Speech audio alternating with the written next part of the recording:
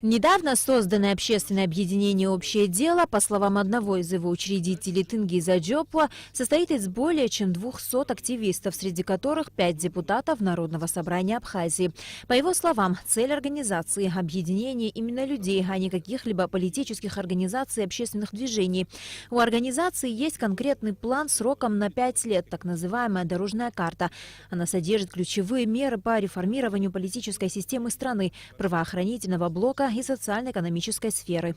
Этот план подразумевает сокращение министерств и ведомств, подразумевает объединение некоторых министерств. То есть план будет верстаться с учетом тех условий, в которые эта система должна функционировать, с учетом масштабов страны, численности населения, системы управления. Мы постараемся найти самую оптимальную модель для Абхазии, а модель, при которой затраты на содержание государственного аппарата будут минимальными, а количество лиц, задействованных в управлении страны, государственных служащих, будет предельно таким оптимальным. Задачами вновь созданной организации Тенгиз Джопуа также видит стабилизацию общественно-политической и экономической ситуации в стране, укрепление существующих институтов, а также реформирование политической системы Абхазии.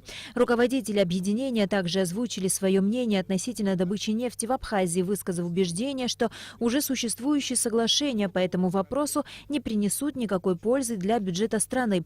Учредители общественного объединения «Общее дело» изъявили желание услышать мнение участников других политических партий и организаций относительно добычи нефти в республике. Также заявлено, что организация собирается выставить свою кандидатуру на предстоящих в 2019 году выборах президента Абхазии. Хотя с выбором кандидата они еще не определились, ясно, что это будет один из членов объединения «Общее дело». Вторым этапом работы организации будет формирование команды. И последний этап – это будет выбор кандидата на должность главы государства.